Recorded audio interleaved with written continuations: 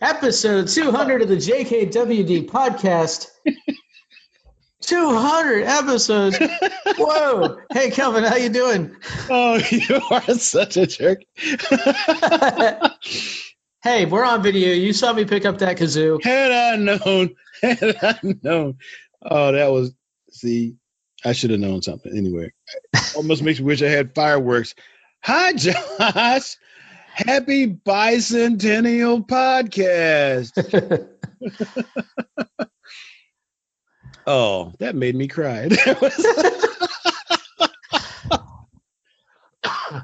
We are brought to you today by all the businesses out there trying to keep your lives normal. We are recording this on Friday, March 27th, 2020, in the midst of shelter in places, shelter at home orders throughout most of the country.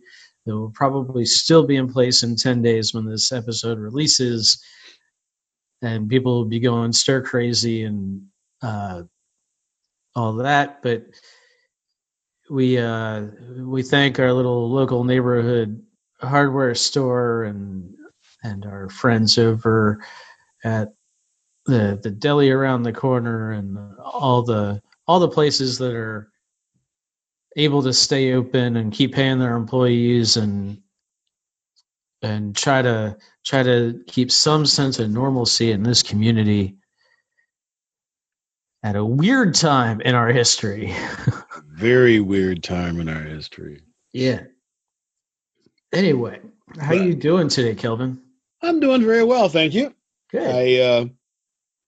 Life is good. Look, man, I'm up here in central New York, and it's in the time of the weather when it will snow one day and melt the next day, and it's okay. I personally am healthy. My family is healthy. I don't know too many people who have actually been directly affected by the virus, so there's a lot of good things going on. Good. The supermarkets, the stores actually have stuff in them now. Not everything, but way more than they did 2 weeks ago. Yeah. So if I need to go get my dried cranberries for my smoothie, we're good. We're good. We're having a good time. So I'm feeling excellent. Thank you very much. How about you? Doing well. We know a couple of people who have contracted the novel coronavirus, but not in our circles, not in our close contact circles.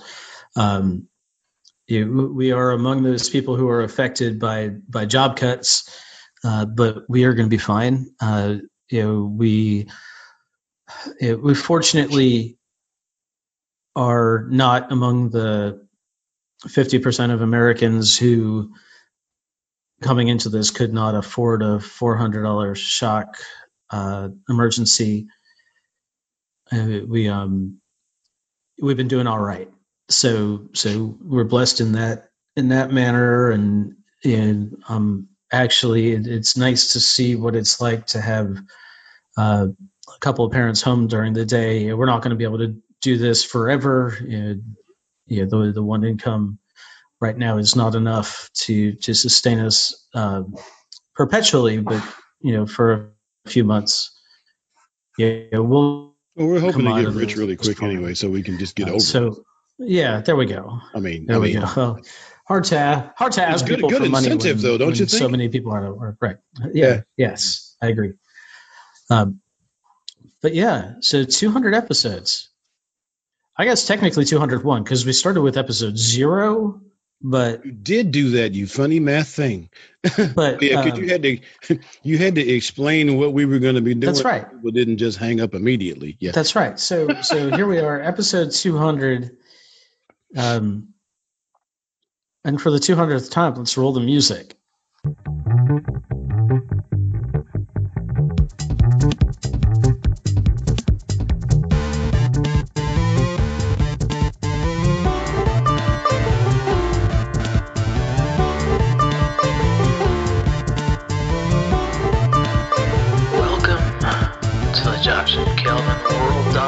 Podcast, where we talk about a better humanhood and teach you how to dominate your world.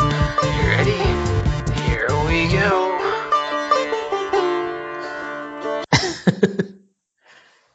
Okay. Well, now that that's out of the way. Be that way. Hey, man, thanks for doing this. 200 episodes. That's a long time. We've been through. We haven't even really been through too much in the way of emergency scheduling. Yeah, No. You had kind of an unplanned medical issue that you were able to record through. But we planned well for not being able to record for the first few weeks after the baby was born, and we planned well, for any vacations we've taken. And yeah, we've been even podcasted on one of them because you walked me around the woods with bugs and flying stuff. That's right. Yeah, that's right. We've done a couple in person, not many. And we were going to have the opportunity this month, but not happening.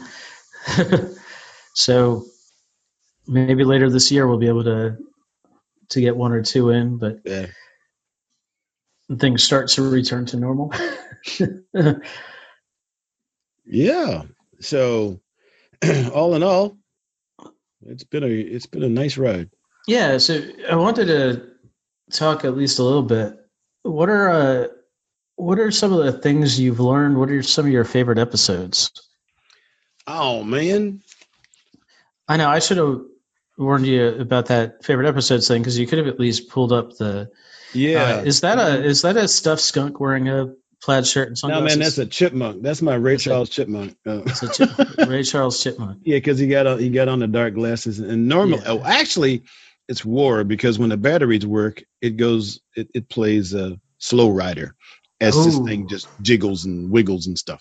So our favorite episodes. Well, I think we've had a lot of favorite episodes. You remember Sean Douglas? I remember Sean Douglas. Sean Douglas was an excellent episode, man. It was wired up and fired up, and we had a great one there. And then Sean introduced us to John Vroman, yes, which was another favorite episode. It was of mine. So. Yeah. And names right off the bat, right? Yeah, Awilda Rivera keeps popping up in my my email feed right now. She's doing some keep sane during quarantine. She's doing some virtual yoga classes. Oh, is she? And, when we had her back on as a repeat guest, I went back and listened that first time, and I had forgotten how much energy she had. Oh yeah. We really had fun when we had the dominatrix on, for business coaching.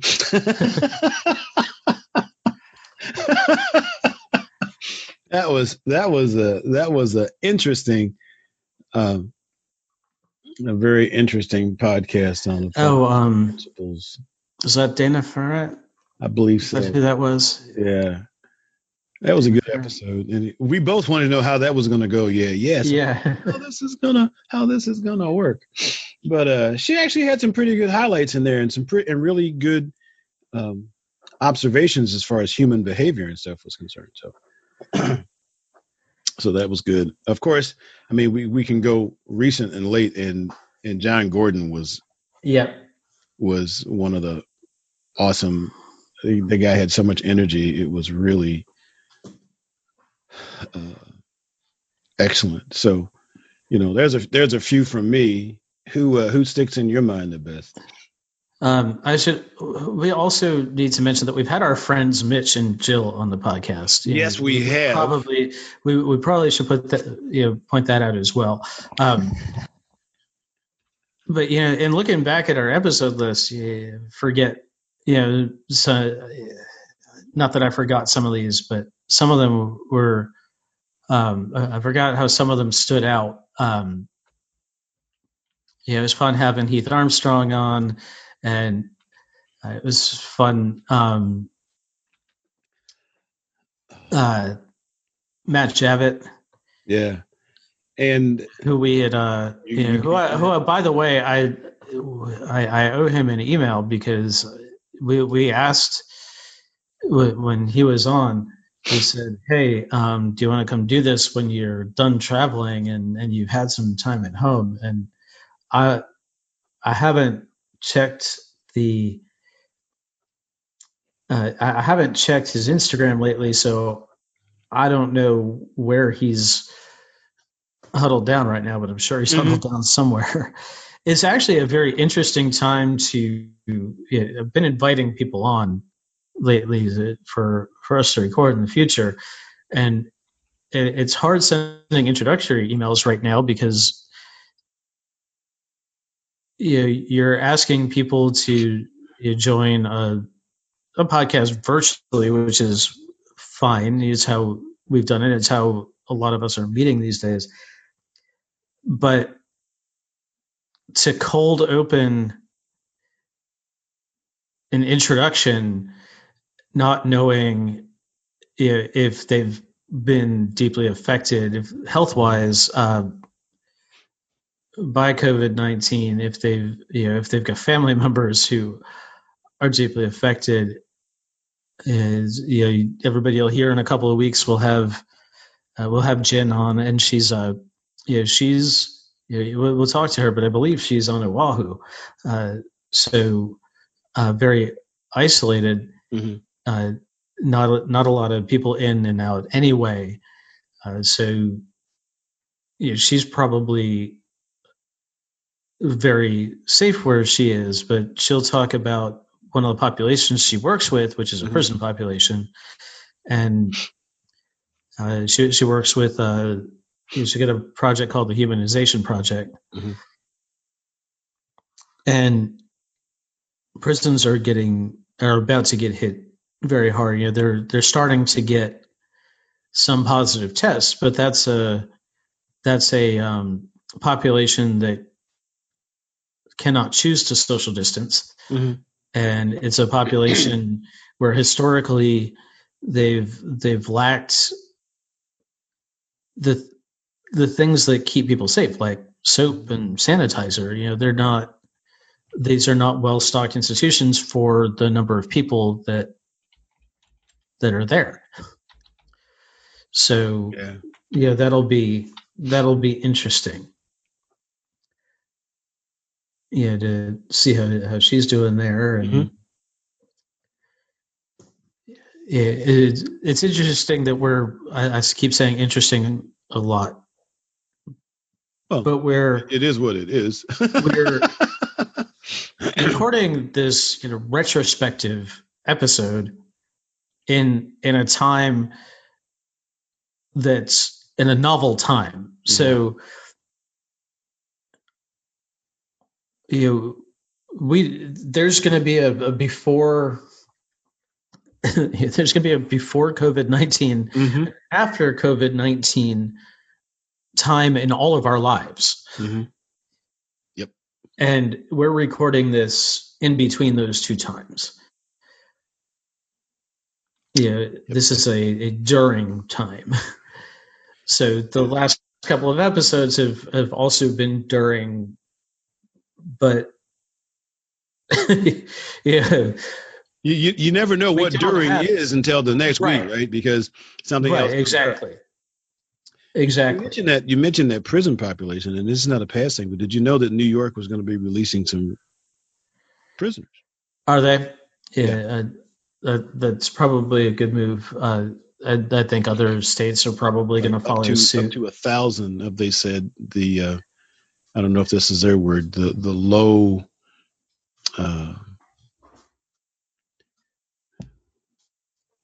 not major not lower level, not major criminals, So anyway, that's kind of an interesting thing. People who are in on, well, here's the other end of that. How many of those people have been infected and are so far asymptomatic? If they're already in the system, Are they releasing a population that's already been affected into the wider population? Well, we'd like to hope that they've gotten medical that they're ahead of at it. this point. Yeah. Here's hoping. Yeah.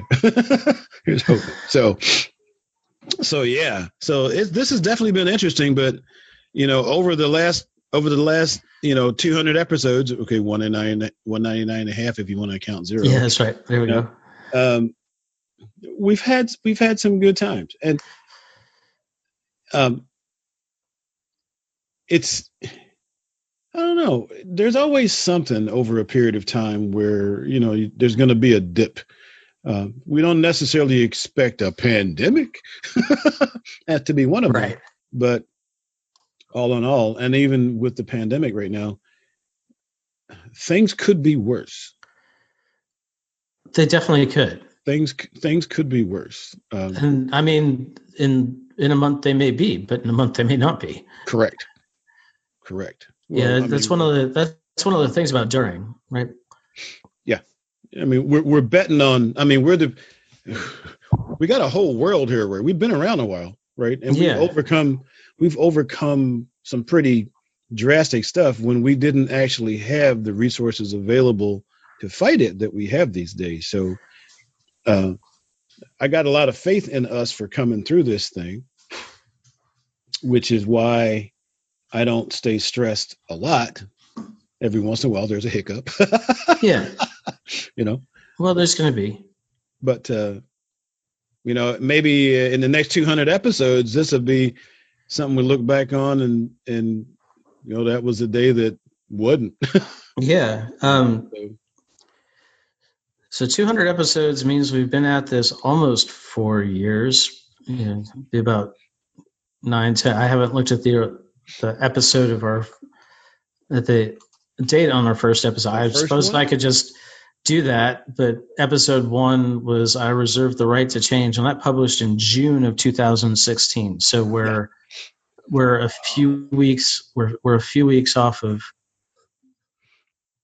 4 years. Yeah. So have you learned anything in those 4 years? Any changes for the positive you want to talk about?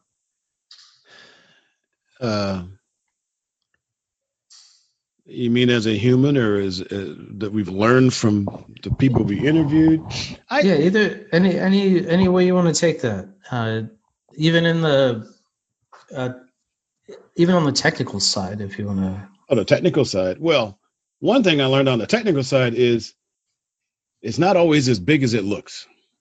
Mm-hmm. Because when we started, well, maybe you were, maybe you weren't. I was. I'm like, when I've seen people who were doing podcasts, we saw big equipment, big microphones, half studios and stuff like that. And who knew that a couple of guys could get together with a couple of beers in different cities and a Zoom connection and create a communication system that could talk to people all around the world about almost anything.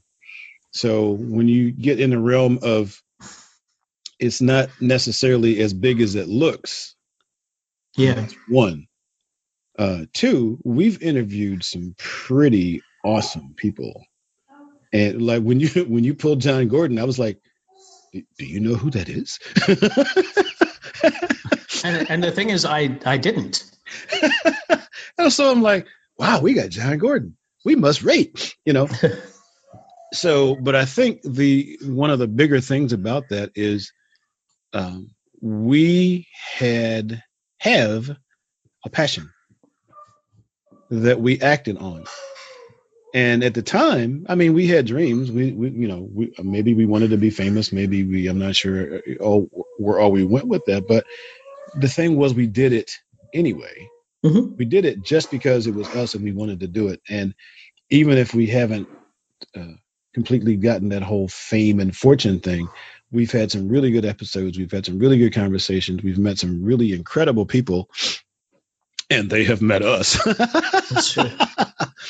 So the part of that is, if there's something you dream about doing, do it.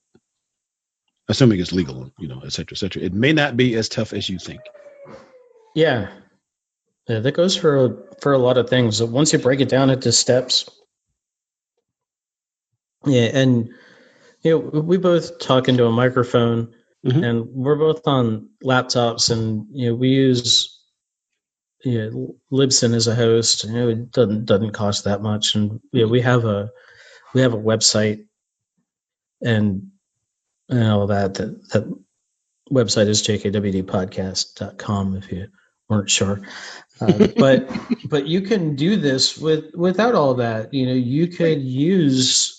You could use a free host like Anchor.fm, and you could use your cell phone to record, and you Oh, could anymore. I mean, some of the people in you the could big, do this without a website, or you could use a free like your domain dot you or could your do it off name of dot Facebook. wordpress.com or Wix or Facebook. Yeah, Yeah. you could do this. You could do this for merely a time investment. Yeah. Even once you take out the technical stuff is for the software we're using. I mean, it, we're using a premium version of Zoom, but we don't have to. We were using the free version for a long time. Uh, and then You need shorter podcasts when you got three people back then. that's right. Yeah, there was one podcast we had to dial in 3 times and adjust together. But Yeah. Audacity and Levelator and iTunes, they're all Yeah. free. Everything. They're all Yeah. free. Yeah, all the software can be had for free. Yeah. So if it's something you want to do, I mean, if you got a voice, the cool thing about podcasts, the other thing we learned is podcasts attract the people who like what you like, who feel like you feel about what you It's do. true. So, you don't even have to do a lot of advertising if you're not, on a big thing. Josh and I have friends.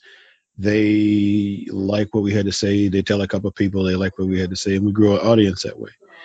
And for us, for the moment anyway, that's good because we know the people who come to listen to us, the second time, Right. like who we are, what we represent. So if you're not worried about uh, everybody in the world, and you just want people who are in your community, we'll say your mental community, then podcast is a great place to be, in my Yeah. opinion. Yeah, I agree. I really enjoy this medium. I listen to a lot of podcasts. So, doing one was a fairly reasonable step for me. One of the things that I've learned is perspective. Uh, Okay. we, you and I, Hmm. are into a lot of the same sort of teachings, Hmm. but we prefer to absorb them differently. So, we did an episode where we talked about Eckhart Tolle's Power of Now. Hmm. Now, this is a book that you really like and a book that I really don't. Hmm. Uh, and it's not that I have anything against anything that he says. It's that I had the I had the anti-expert reaction. Like one of the things that authority. That's the thing. Like we want to see if we're gonna learn from somebody, we tend to want them to be an authority in their field. And Hmm. uh, when you looked at Tully's story uh, from being homeless almost, not by, I was to say homeless by choice, but not really, um, to being who he is, like making that jump. You saw that uh, as as an authority, and I saw it as somebody who needed this just to be able to function as a human being. So we had very different reactions to um, how to the person, but not to the subject matter. I mean, we talk about meditation all the time.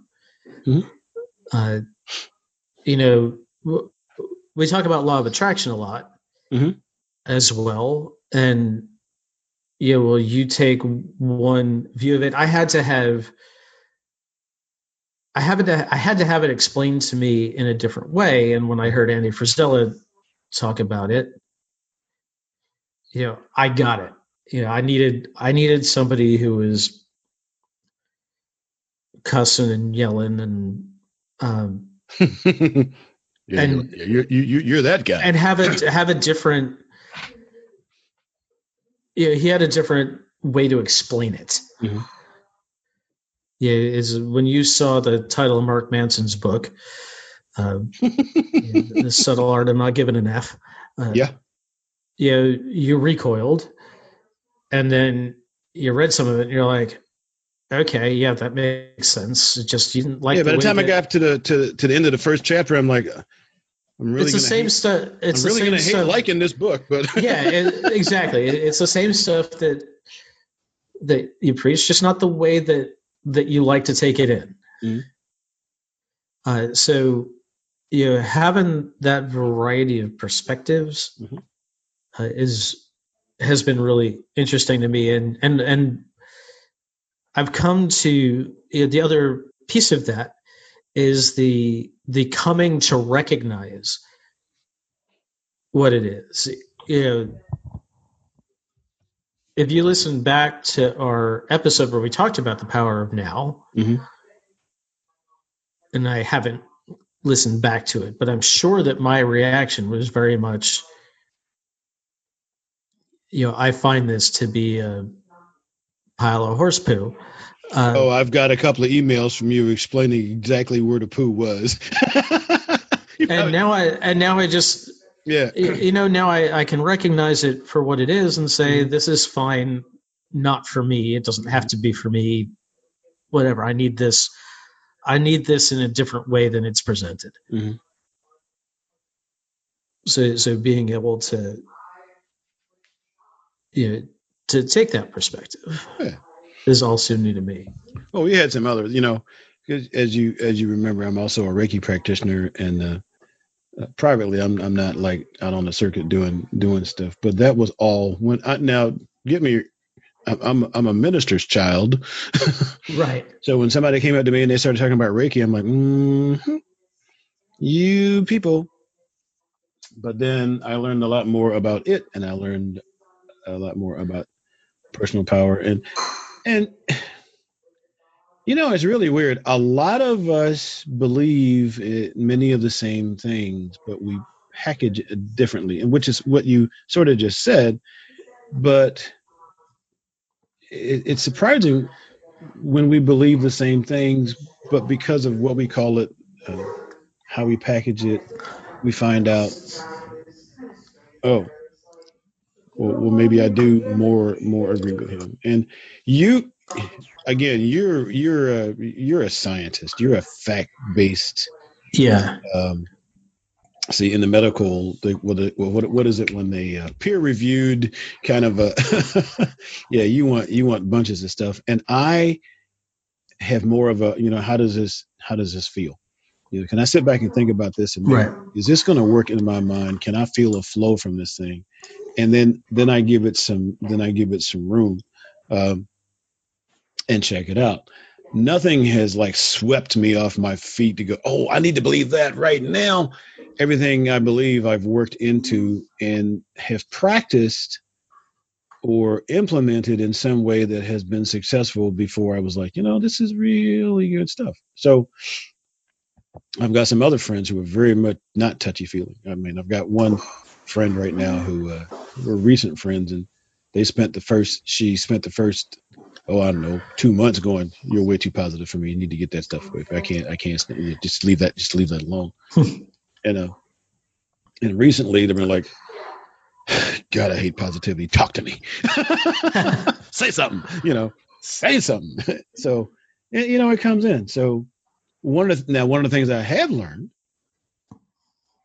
is that just because I believe it don't mean I have to push it. There's a difference between shoving something down somebody's throat, Right. and offering a meal. Yeah. So I can offer people a view from my belief system, and if they find value in any of it, we can have a conversation. So I'm not upset they don't want to hear about it. As they said in Illusions, I know what I know. I do what I do. Airplane rides at $3. Mm-hmm. So, and then sometime if they come back around and go, "Well, maybe you had a point," good, we can have a conversation. But I'm past the days of being offended because someone doesn't see or view or believe as I do. Right. I guess that's a good thing. A lot less anxiety with it. Yeah. Here's something else I've learned in the past few years, and I don't think this is something that I learned from doing the podcast, but I think it's something that doing the podcast let me open my mind to. And it's something that especially right now, with our kind of current quarantine shelter at home states, is something I'm recognizing. I'm an introvert. The fact that I am home means I don't have to deal with that many other people. I don't have to see people out. I'm a little overwhelmed that my wife is home all the time. But I chose that. Yeah. Meanwhile, she's an extrovert, and she is absolutely going stir crazy because there are no other people.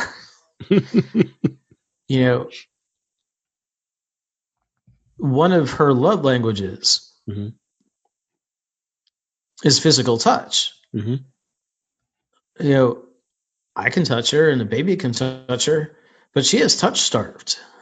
She's not getting hugs from her friends, and she's not me. I don't have to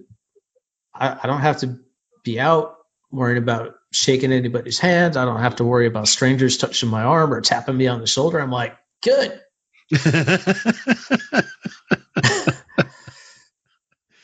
Again, I still don't know how we got to be friends.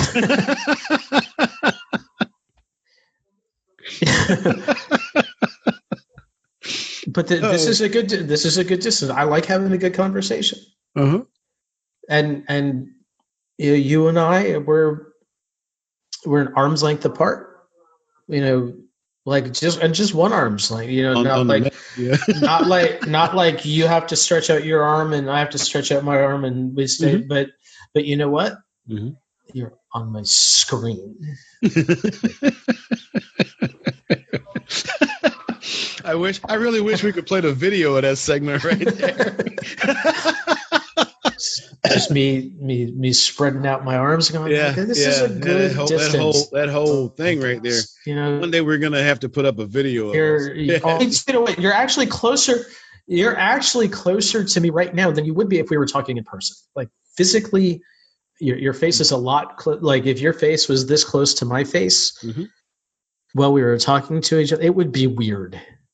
It's a little. Oh, I forgot you're on your laptop. Yeah, you're a little further away from me, but no, I wouldn't be that close. We need to be at least um, a restaurant table far apart with separate beers.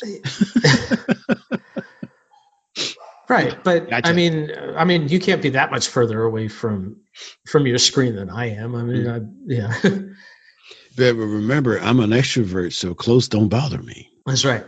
Well, not what is it? For me, what they say, and I learned this when I first joined the service. Um, well, I won't go into all the sociology on it, but my personal zone, most people have personal space. Yeah. If you're a friend of mine, I mean, if I like you, my personal space is very short. You can get very close; it's not a problem. Mm-hmm. But and typically, they say sociologically, when I learned this, that African Americans personal zone is like 6 to 18 inches. 6 to 18. That's a 6 to 18. fairly wide range. I don't know what white folks. That was a term. Yeah, is or Europeans or Caucasians. 18 to 36. So where I like to get into a comfortable talking stance, once I get to where I'm comfortable with it, it's right at the edge of you're way too close to me thing. So right. we can walk around the neighborhood with you getting away from me trying to have a conversation with you. I learned that a long time ago. Well, what's interesting is my personal space, my comfort zone is really forward. Forward? Yeah, like it's in front of me. Mm-hmm. Like I can walk next to you. I don't want to hold your hand. Right. I don't want to feel your leg brushing up on mine when we walk next to each other. But we can walk next to each other up the street and have a conversation. We don't have that kind of relationship, Joe. Right, exactly. But even a stranger, I can walk next to, probably a lot closer than I want to stand in front of you. Oh yeah. Well, yeah, because face to face is more of a confrontational thing. That's true. I mean, I guess when you look at it, I mean that's a I guess engagement. If I think about it, a lot of interactions when we're sitting or when we're standing, particularly people having a conversation don't stand square in front of each other. They're off by a couple inches. Unless you're me. But I mean, like, do you square your toes to somebody? I mean, you can look somebody in the eye without, being, squared up in front of them. I'll have to actually, measure that next time. Yeah, I mean, the next time I'm able to stand that close to a human being and have a conversation, right? Might be a while. Could be months. Yeah. So, but anyway, but that's me, and I'm easy. And if I don't like you, really, the next room is just fine. You could just be over there. I'm happy to yell at you. Yeah, so. Send me a paper airplane. Let me know what you want. So, but anyway, but yeah. So, but you were saying, so you've gotten more accustomed to it, or I've gotten more attuned to other people's what they need and what they're comfortable with. And I don't think we've really talked much about that. It's something that I recognize kind of adjacent to what we've discussed. Well, I actually studied it a while back, so I started to learn those things so that I wouldn't crowd people, because I mean I'm a very friendly guy, so I can crowd you pretty easy. I'm not that stereotypical close talker, like on Seinfeld. I'm not that guy. But what I have learned is that I've learned to check in with people because I'm also a hugger. I'm a toucher and stuff like this. Mm-hmm. I'm a very tactile person. I have learned to find out if someone uh, objects to being touched, even lightly, because sometimes they're too polite to say so. But I read. I don't know if I read energy, if I read reaction Well, I every was once going to in a say while. you can probably read is Yeah. see like I'm a hugger, but I don't want that touch, right? So Yeah, we only do that in the bar when you haven't been here for a year and well, no, you're saying hi to people. Yeah. yeah. So like I'm a hugger. I hug my friends. Hmm. I hug my family. Hmm. But yeah, but like you were saying, that passive touch, you can read. Like, Right. I somebody puts their hand on my forearm Hmm. while we're talking. Hmm. I tend to pull back a little bit, and like if you're attuned to it, you can feel me pull back, Hmm. and you can probably see my eyes glaze over, and like I might miss something. I might miss something you said, trying to figure out Right. how to politely react to I've to I've that. I've I've started. I catch that pretty quickly now. So as a matter of fact, a lot of times if I'm paying attention, I can actually feel the energy shift. So I know I can just it's down to a subliminal thing right now. It's like, Yeah. okay, let me back up a little bit and see how that's going to work. So yeah, but that's a learned thing for me. I had to learn it once I recognized that I didn't really have a personal zone until you were like really close. So you live and you learn, and so we do well. So that's pretty much that. Have we learned any other great lessons in the last 200 issues? Oh, I'm sure we have. But I don't know about you. I got the episode list up.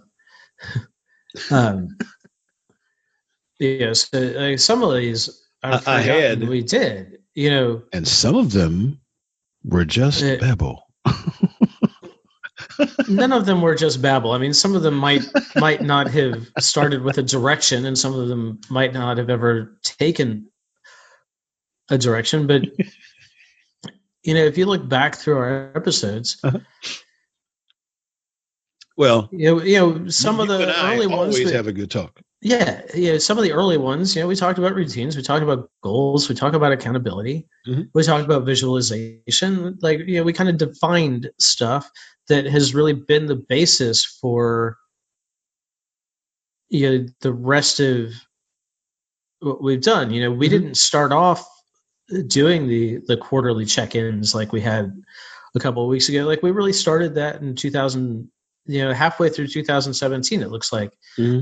uh, was probably our first one, and then we didn't do a third quarter check in that year. We've just kind of bounded through, and now we're doing it quarterly because we recognize that that's a good way to break things up. Hmm. Um, we've at times talked about voting. We've talked about. Remember when we read part of the Declaration of Independence? I do. Yeah, I and do. just trying to figure out a little bit about what that means. We've talked about mindset, which is that's your go-to. That's one of the things that Me. yeah. Um, we talked about your first trip to Savannah. Oh Just yeah. taking a little bit of the history and what perspective is like. Oh my goodness. Yeah, that was an eye opener. Um, I think you and I got closer after you had the MKMMA experience. Closer is not the word I'm looking for, but you understood me a little more. Yeah, no, I definitely agree. So, and that's still a go back to me. And So, what's interesting for me is the further I get out of that, away from that time. mhm. Uh, I did not sign up for the lifetime thing. Mhm. I every now and then go back to to reading The Greatest Salesman in the World. Mm-hmm. But I'm not sure that I do it for the reasons that we did it during MKMMA. And, like, I'll go back to the Hanel occasionally. Yeah. But I do it because it was an implemented routine, and it was touch points in the day, and they're touch points that I don't have to make a decision on. We've talked about decision fatigue. Yeah. And when somebody else sets your routines for you, you don't have to make the decision. And like, A, you don't have to make the decision, so you get that benefit, and B, you get the benefit of having the routine. So, that's. But you do have to accept it.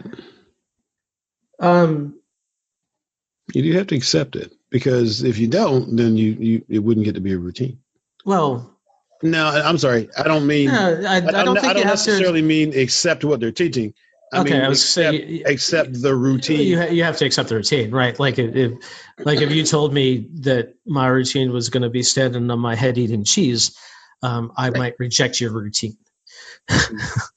So what would you stand on your head and eat? It's like yeah, probably nothing. Oh, okay, just checking. Because I was tested. I think you lost me at standing on your head, because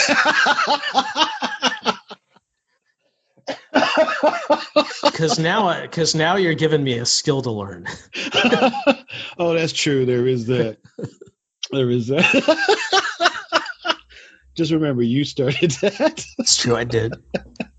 Yeah. Well, episode 200. Episode 2. I don't know. I don't know that. I saw that when we started. It's kind of like vitamin K, though. Talk about routines.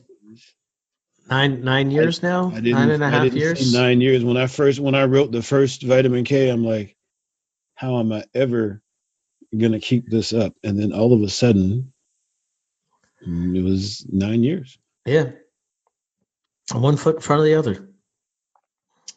And that was basically that. That was the thing where we, one step at a time. There's an example I use from time to time, and it's not mine. Somebody else gave it to me, and they said, when you look at how hard your heart works, if it was human and had a mind and could look ahead to see how hard it was going to have to work over the next however long you're going to live, man, that's an awesome job, man. I'm going to beat 7 trillion times in the next, how am I ever going to do it? And if it was human, it would just give up. Yep. But and the same thing with vitamin K. It was like, okay, let's do this one time in a day. Our podcast is one time in a day. The big advantage of our podcast, in my opinion, is we have each other for accountability. Yep. So if I don't feel like it, it's okay, because you're going to be there at 10 o'clock, 10:30 when I turn on the computer. Yep. And that at 10:30 I'm going to be there, and we're going to meet. And the thing is, we've been flexible enough that if it wasn't a good day, I mean, unless it was just an emergency, we just had to have something. If it wasn't a good day, if we try to get ahead, then that gives us some flexibility buffer to have a bad day from time to time, and then we talk it through. So So 200. Is it going to be 200 more? I don't know. That's another 3.5 years. But who knows what I plan to be here. Who knows what technology is going to bring? One of the things that we're going to see with this, I don't want to get too into the woods. Oh, sure. But go ahead. if we're all going to be shut in for another couple months, and there's that possibility, that means that you and me might come up with some good content ideas. We might have some creative bursts, but the real innovators, the Peter Diamandis of the world, the Elon Musks of the world, these guys are also shut in. And who knows what's going to come out of their brains? Who knows? The X Prize people are dreaming up what they're going to like. They actually sent out a tweet the other day. The other day from when we were recording this. What should we? What should we offer a reward for next? Who knows what innovation is going to come out of this time of social stagnation? Yeah. So when we talk about another 3.5 years of podcast, maybe like this medium might be gone. Like we may have direct plugins. We might. This might have. There could be something under development right now, or just some seed germinating in somebody's brain. Yep. That we're gonna have another world change in the next. Yeah, they might actually finish the transporter. So maybe. Maybe. Keep waiting on that puppy boy. We'll be sending gifts first, not my body. Well, maybe less transporters than personal holographs. Where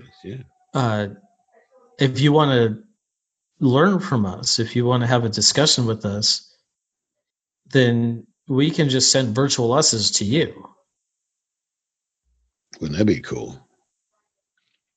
And we could do that in multiple locations. So, rather than having, say, a class over Zoom with 100 people, Josh and Kelvin could be in 100 people's living rooms at once. Ooh. Having a one-on-one conversation. That would be really interesting, wouldn't it? Which just goes to show, I get into Tony Robbins, I get into a few other people, and I say, you know what? In your life, there's going to be good days, there's going to be bad days. But chances are you're not going to know which they were until further down the line. Because when we're coming into this pandemic thing, we're seeing the horrors. But like you just mentioned, there's something really awesome going to come out of this.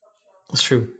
Something really awesome going to come out of this. So when we look at it and, in the next 5, 10, 20 years, was this going to be a really horrible time?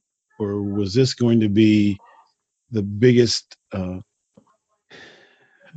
word just flew right out of my head. It's going to be the biggest period of innovation we've had in our history for the last, 1,000 years. Could be. And we'll see. I don't know if I'll be here in 1,000 years, but I plan to be here in 50. I'm hard to get rid of.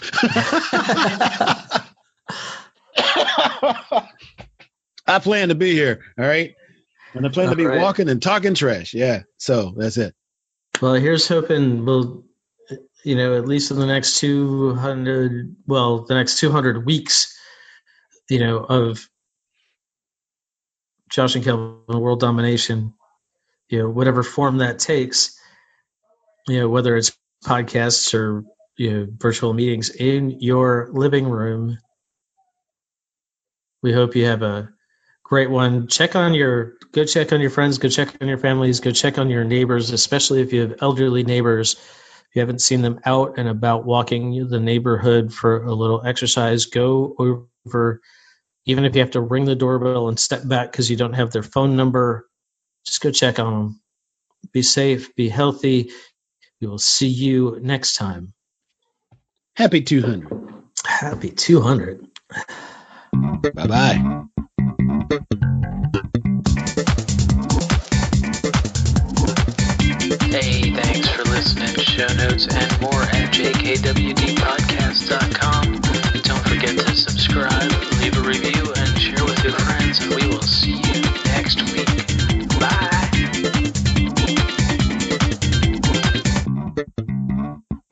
A